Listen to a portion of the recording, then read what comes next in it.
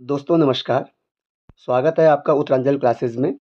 एक बार हम आज एक नए वीडियो के साथ यहाँ पे जुड़े हैं, जिसमें मुझे कुछ मैसेज आए थे कि जो इतिहास विषय है, उत्तराखंड लेक्चरर जो परीक्षा है, उसका जो मुख्य परीक्षा का जो सिलेबस है, उसको आप थोड़ा अपने चैनल पे डिस्कस करो। तो दोस्तों जो इतिहास विषय है, ये सबसे पहली चीज़ ये है कि आप मुख्य परीक्षा के लिए क्वालिफ़ाई तभी होंगे, जब आप स्क्रीनिंग में अपने जो सब्जेक्ट में जो मेरिट है, उस मेरिट क्राइटेरिया में आप आ जाओ, तो तभी आप मुख्य परीक्षा के लिए आप अपीयर होंगे।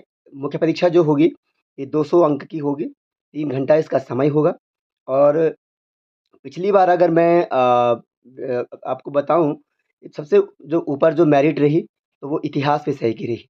हिस्ट्री सबसे ऊपर हिस्ट्री और मैथ्स इक्वल मेरिट पे दोनों के दोनों थे और इनकी जो मेरिट जो स्क्रीनिंग की ज़्यादा रहती है, उसका मुख्य जो रीज़न ये रहता है, क्योंकि इसमें क्या होता है कि इसमें जो पद होते हैं, वो बहुत कम रहते हैं मैथ्स और हिस्ट्री में, तो इसलिए इनकी जो मेरिट थी, वो कम ज़्यादा रही।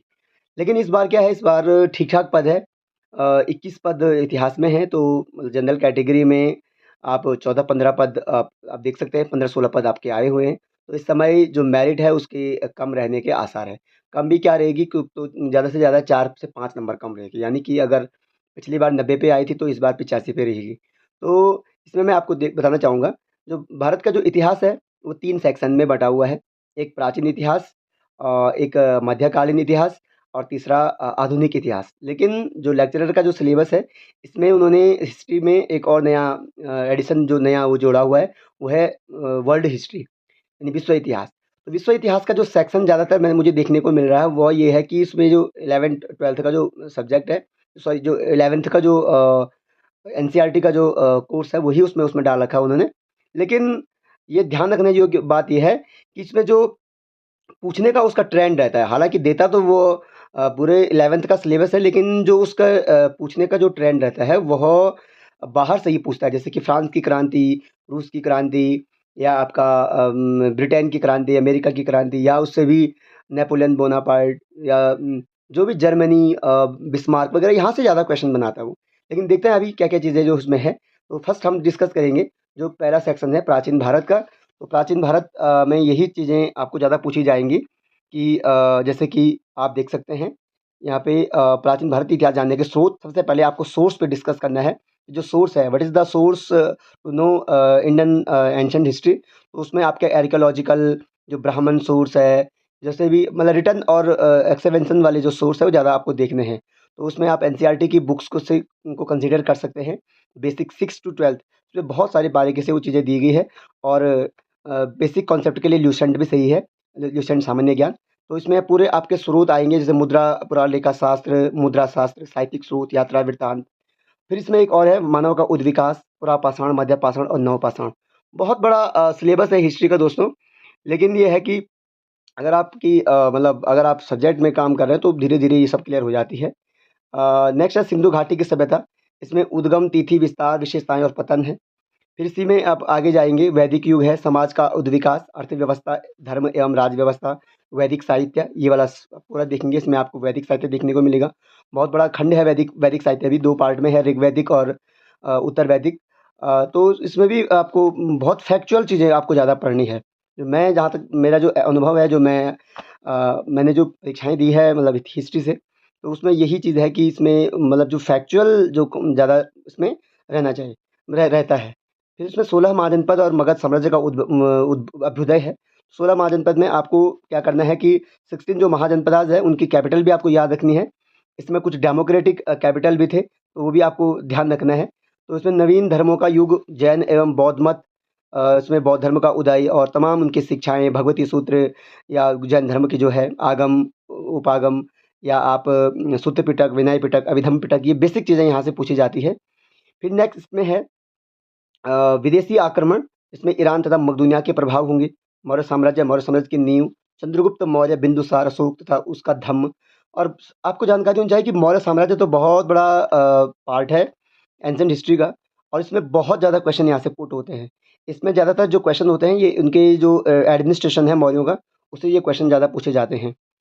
और इनका जो इकोनॉमी है मतलब अर्थव्यवस्था है, इसमें मेगास्थनीज आपके कौटिल्य, क्योंकि आपको पता होगा कि मौर्यों के बारे में जो जानकारी के जो स्रोत है वो बहुत ज़्यादा है। क्योंकि जैसे आपकी मेगास्थनीज की इंडिका है, या आपके चाणक्य का अर्थशास्त्र है, या आपके अशोक के जो शिलालेख हैं, इसके साथ-साथ आपके मुद्रा राक्षस और ऐसे जैन और बौद्ध साहित्य, ये भी यहाँ से बहुत ज़्यादा स्रोत स्रोत है आपके इतिहास को जानने के। तो आपको कॉन्सेप्ट से ही इसको पढ़ना है, और फैक्ट को विशेष ध्यान रखना है, मतलब कॉन्सेप्चुअल प्लस फैक्चुअल। लेकिन आयोग का जो ट्रेंड मैंने देखा है वो कॉन्सेप्चुअल कम रहता है, फैक्चुअल ज़्यादा रहता है। तो आपको उस हिसाब से इसमें कला और मौर्यों का साम्राज्य का पतन भी ज़रूर देखना आपने, कि जो पतन हुआ था, डिक्लाइन हुआ था मौर्यन एम्पायर, वो कैसे हुआ था। आगे देखेंगे मौर्योत्तर भारत, यानी कि मौर्यों के बाद जो भारत है उसको आपको जानना है। तो इसमें नेक्स्ट यही है कि तो दोस्तों यहाँ पे हम यहाँ पे जो मेन मुख्य हमने देखा था कि विदेशी आक्रमण, जिसमें ईरान तथा मकदूनिया के प्रभाव है। इसके साथ-साथ यहाँ पे जो मौर्य साम्राज्य में मैंने बता दिया था आपको, थोड़ा मुझे बीच में वीडियो पॉज़ करना पड़ा। अब इसमें हम देखेंगे मौर्योत्तर भारत जो है, इसमें यवन, शक, कुषाण, पल्लव तथा पश्चिमी क्षत्रप, समाज, कला एवं स्थापत्य, अर्थव्यवस्था, यानी इसमें आपको कुषाणों के बारे में, शकों के बारे में, यवनों के बारे में, क्षत्रपों के बारे में पढ़ना पड़ेगा। उनकी अर्थव्यवस्था, उनकी कला, स्थापत्य कला, क्योंकि यहाँ पर जो कला एक नए रूप में आ गई थी। मौर्योत्तर समाज में, यानी मौर्यों के बाद कला को भी एक नई पहचान मिल गई थी। धीरे-धीरे जो कला है, मंदिर कला है, वो चीज़ें धीरे-धीरे काफ़ी मतलब अच्छे मोड में आने लग गई थी। फिर इसमें सातवाहन जो काल है, इसमें संगम वंश, जिसमें चोल, आपके पांड्य और आपके जो 3 जो आए थे आपके, उनके बारे में पढ़ना है। संगम लिटरेचर अपने आप में बहुत बड़ा ह्यूज लिटरेचर है। तो उसमें चोल, चेर, पांड्य मेन जो है, इन तीनों को पढ़ना है। इसमें जो फैक्चुअल बनते हैं, थोड़ा टिपिकल है ये जानना, क्योंकि ये हिस्ट्री थोड़ा अलग है यहाँ पे। ये साउथ की हिस्ट्री हमें पढ़नी पड़ती है। तो संगम साहित्य हमें यहाँ पे देखना है। नेक्स्ट नेक्स्ट है गुप्त साम्राज्य। गुप्त साम्राज्य बहुत इम्पोर्टेंट है। उसमें आपको ज़्यादातर यही देखना पड़ेगा कि जो संस्थापक है श्रीगुप्त, और उसके बाद जो चंद्रगुप्त प्रथम, समुद्रगुप्त, विक्रमादित्य सेकंड। तो इस प्रकार से आप यहाँ पे पूरे गुप्तों के बारे में पढ़ेंगे, और जो उत्तरवर्ती समाज, जो जिसके बाद उन्होंने क्या-क्या चीज़ें वो की, कला में क्या प्रगति हुई, गांधार कला शैली, तमाम इस यहाँ पे आपको देखने हैं। तो स्थापत्य आदि, ये जिसमें नई-नई यूनिवर्सिटीज़, नालंदा, विक्रमशिला, जिसे आप देख सकते हैं यहाँ पर, ये आपको देखनी है। इससे क्वेश्चन बहुत बनते हैं। वल्लभी विश्वविद्यालय, क्योंकि गुप्त काल जो था, ये कला के दृष्टिकोण से, यानी कि भारतीय इतिहास का शास्त्रीय काल, क्लासिकल एज इसको बोलते हैं। तो काफ़ी अच्छे क्वेश्चंस यहाँ से बनते हैं। नेक्स्ट है वाकाटक मोखरी, तथा उसकी राजनीतिक तथा धार्मिक उपलब्धियाँ। तो ये भी यहाँ पर दिया हुआ है। बहुत बड़ा सिलेबस है हिस्ट्री का। नवीन सत्यों का अभ्युदय, जिसमें बादामी के चालुक्य, कदम प्रशासन, है ना? तो इसमें वैष्णव और शैव मत, इसमें शंकराचार्य से लेकर वल्लभाचार्य, तमाम जितने भी जो फिलॉसफर्स उस समय आए थे, उनके बारे में पढ़ना पड़ता है। कल्याणी के चालुक्य आप देखेंगे, इसमें होयसल, पांड्य एवं पल्लव प्रशासन तथा स्थानीय शासन कला एवं स्थापत्य कला यहाँ पर देखने को मिलेगी। देखो ज़्यादातर ये यहाँ पे जो ये एंशिएंट हिस्ट्री है, इसमें थोड़ा आपको जो आर्किटेक्चर, जो कला, जो साहित्य, ये है, इस पे थोड़ा ज़्यादा फ़ोकस करना पड़ेगा, क्योंकि यहीं से ज़्यादा फैक्ट बनते हैं, ये वाला सेक्शन से। ये जो कल्याणी के चालुक्य, ये साउथ और मिडिल इंडिया के ज़्यादातर ये सेक्शन है। फिर इसमें कामरूप के वर्मन, यानी पाल, प्रतिहार, राष्ट्रकूट, परमार, चंदेल, चेदी, सेन, गुजरात के चालुक्य, ये सारे इसमें देखने को मिलेंगे। और फिर आपको यहाँ पर एक चीज़ ध्यान रखनी है, यहीं पर आपकी जो स्टार्ट होती है मिडीवल हिस्ट्री की, मध्यकालीन भारत की, उसकी शुरुआत होती है। यहाँ पे मोहम्मद बिन कासिम और महमूद गजनवी अल-बरूनी, इनका आगमन शुरू हो जाता है। तो यानी कि 1000 ईस्वी का जो यानी 712 ईस्वी में जब पहला आक्रमण मोहम्मद बिन कासिम का हुआ था, उसके बाद गजनवी 1000 ईस्वी में भारत आता है ना? 1021 में पहला आक्रमण होता है। उसके साथ अल-बरूनी आता है, तहकीक हिंद पुस्तक लिखी जाती है। तो इस प्रकार से सारा यहाँ पर से यहाँ पर तक आपका पूरा क्या है, ये आपका है आपका एंशिएंट हिस्ट्री। अब दूसरा सेक्शन यहाँ पे जो आता है, ये है आपका मध्यकालीन भारत, जो आप देख रहे हैं। तो मध्यकालीन भारत में भी हम देखेंगे, तो यहाँ पर भी पुरातात्विक स्रोत देखेंगे आप कि क्या-क्या चीज़ें हैं। पुरालेख, मुद्रा शास्त्र, स्मारक, साहित्यिक स्रोत, फारसी, संस्कृत और क्षेत्रीय भाषाएँ, विदेशी साहित्य अभिलेख, सब यहाँ पर देखने को मिलेंगे। अब यहाँ पर सबसे पहला चीज़ यही आपकी आती है कि यहाँ पर आपको सल्तनत काल देखने को मिलता है। सल्तनत काल में आप देखेंगे गौरी, तुर्क, खिलजी, तुगलक, सैयद, लोदी, है ना? इनके प्रशासन, जो सल्तनत कालीन जो प्रशासन है, ज़्यादातर हमें यहाँ पर क्या करने को मिलता है, देखने को मिलता है। अब यहाँ पर भी बहुत बड़ा से खंड है ये, मैं सारा नहीं दिखा रहा हूँ, ये आप देख सकते हैं।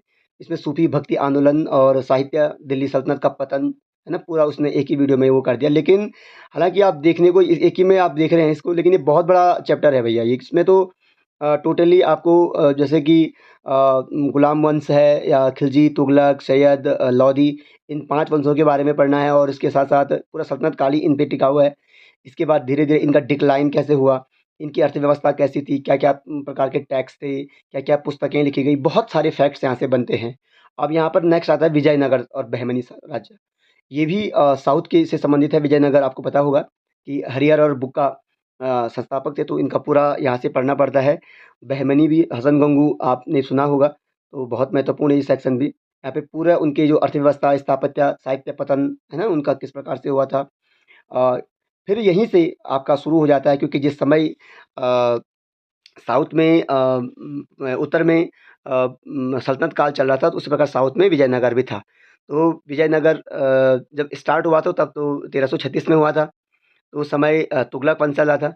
लेकिन उसके समाप्त होते-होते यहाँ पर फिर मुगल वंश की स्थापना हो गई थी। तो यहाँ पर से इसका डिक्लाइन और उत्तर भारत में मुगलों का आगमन, तो काफ़ी मतलब फैक्चुअल कॉन्सेप्ट यहाँ से बनेंगे। और जो टॉपिक होंगे ये थोड़ा ये वाला हिस्ट्री जो है ये आपकी कॉन्सेप्ट पे बेसिस है।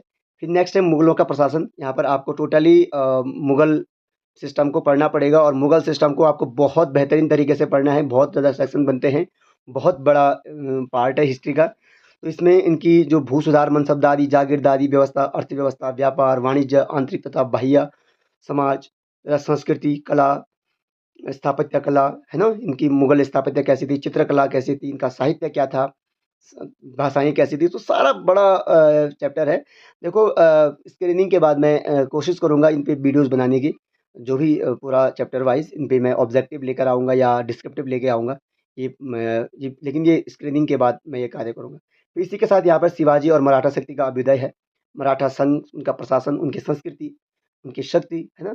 यहाँ पर तक आपको शिवाजी और शिवाजी की पोस्ट शिवाजी शिवाजी का जो पीरियड रहा है, पेशवा वाला, तो वो भी आपको यहाँ पे पढ़ना है।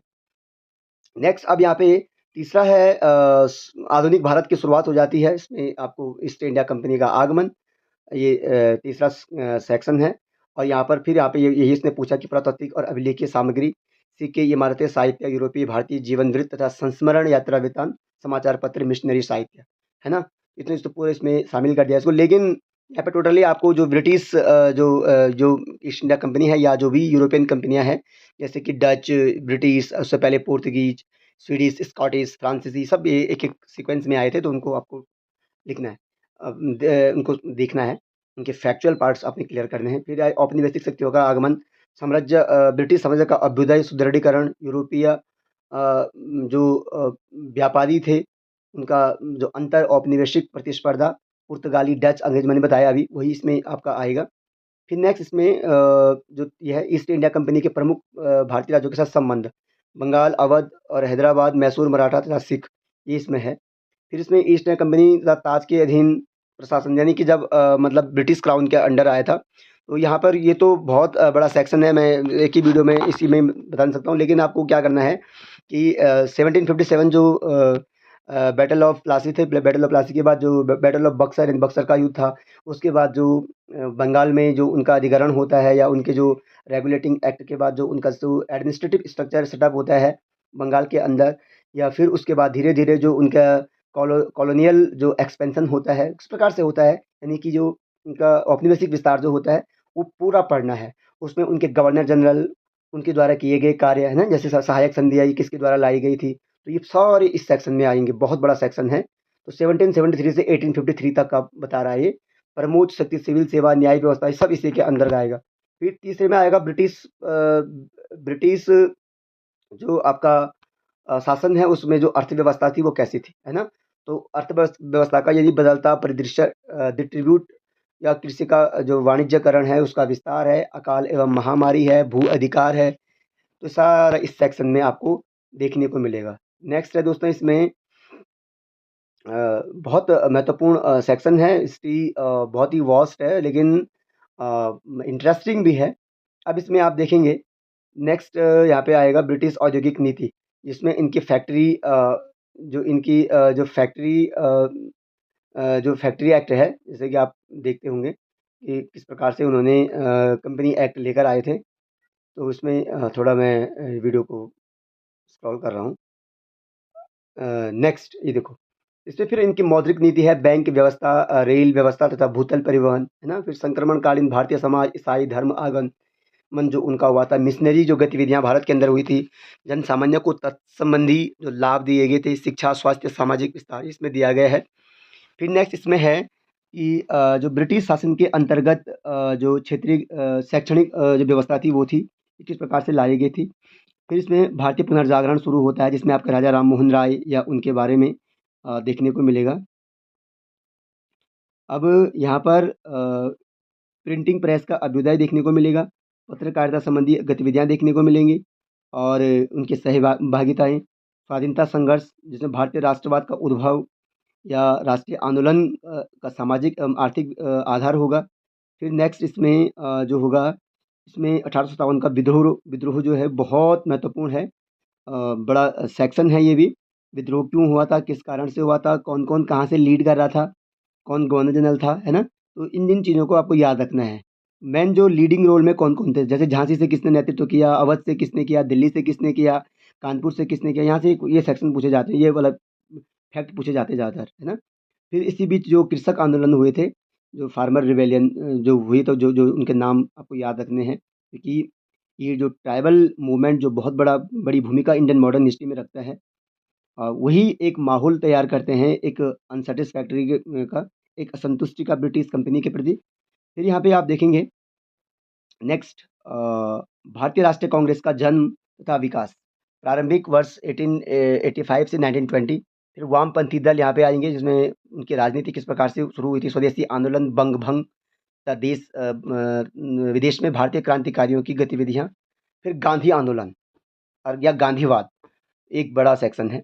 इसमें टोटली महात्मा गांधी के सारे मूवमेंट, उनके बीच जो भी कांग्रेस की भूमिका रही, या जो भी ईस्ट इंडिया कंपनी सॉरी यहाँ पे ईस्ट इंडिया कंपनी समाप्त हो गई थी, यहाँ पे ब्रिटिश क्राउन के अंडर भारत था। तो क्या-क्या ब्रिटिश सरकार के द्वारा फैसले लिए गए, गांधी के आंदोलनों को किस प्रकार से दबाया गया, तो ये आपको सारा देखना है।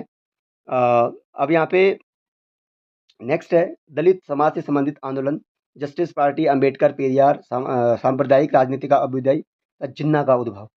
फिर है आज़ाद हिंद फौज तब सुभाष सुभाष चंद्र बोस।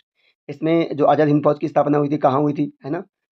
इसमें आप प्रीवियस पेपर भी देख सकते हैं, मेरे चैनल पे भी प्रीवियस हिस्ट्री का पेपर अवेलेबल है, आप देख सकते हैं। स्वतंत्रता प्राप्ति की और एवं भारत का विभाजन, भारतीय संविधान का निर्माण। अब यहाँ पर थोड़ा आपको कॉन्स्टिट्यूशनल हिस्ट्री में भी जाना पड़ेगा। यहाँ पे ये जो ये खंड है, संविधान का निर्माण कैसे हुआ, क्या-क्या कितनी समितियाँ थी, ये यहाँ पर आपको ये पढ़ने को मिलेगा। फिर यहाँ पे आप देखेंगे स्वतंत्रता प्राप्ति कि ये हो गया है आपका, ये राष्ट्रीय आंदोलन में उत्तराखंड का योगदान। अब देखो थोड़ा हिस्ट्री जो यहाँ पे उत्तराखंड की हिस्ट्री भी पूछी जाएगी, यानी कि राष्ट्रीय आंदोलन में उत्तराखंड से कौन-कौन भाग लिए थे, है ना? ये यहाँ पे पूछा जाएगा। अब चौथा खंड जो यहाँ पे दोस्तों ये है विश्व इतिहास, वर्ल्ड हिस्ट्री। वर्ल्ड हिस्ट्री बहुत डिसाइसिव होती है। अब इसमें हम देखेंगे वर्ल्ड हिस्ट्री में पहला है प्रारंभिक समाज, आरंभिक समय से से भूमिका अफ्रीका, यूरोप 15,000 ईसा पूर्व तक। यहाँ पे आपको क्या करना है, जो कक्षा 11 की जो एनसीईआरटी की बुक है, उसको लेना है। मैं उसी को कंसीडर करूँगा और उसमें स्टार्टिंग से पढ़ना है उसमें कि किस प्रकार से जो मानव का विकास हुआ था या किस प्रकार की मानव की अवस्थाएँ थी, ऐसा है ना? जिसमें आपको ऑस्ट्रेलोपिथेकस, होमो पिथेकस इस प्रकार की चीज़ें पढ़नी पड़ेंगी। रामापिथेकस बहुत कोर हिस्ट्री है, लेकिन पढ़ना पूरा ही है। फिर यहाँ पे प्रारंभिक शहर है इराक, तीसरी शताब्दी ईसा पूर्व में। सामाजिक भूमिका 3 महाद्वीप में फैला हुआ रोमन साम्राज्य था। ये 3 महाद्वीप आपको पता होगा, दक्षिणी यूरोप, उत्तरी अफ्रीका और पश्चिमी एशिया था। तो 27 ईसा पूर्व से लेकर आपको 600 ईसा पूर्व का आपको उसमें ध्यान रखना है। तो कक्षा 11 की हिस्ट्री में ये आपको मिल जाएगा।